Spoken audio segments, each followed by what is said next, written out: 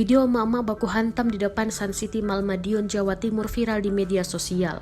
Video berdurasi 27 detik itu diunggah di akun Instagram @madiunwisata dan grup Facebook Madiun AE pada Selasa 20 Oktober 2020 malam.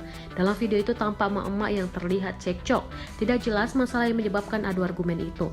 Adu mulut itu kemudian berujung perkelahian. Emak-emak ini terlihat saling pukul dan tendang. Seorang perempuan terlihat melerai dua emak-emak itu, namun mereka tetap saling pukul. Tak lama kemudian, seorang laki-laki berpakaian hitam memisahkan mereka.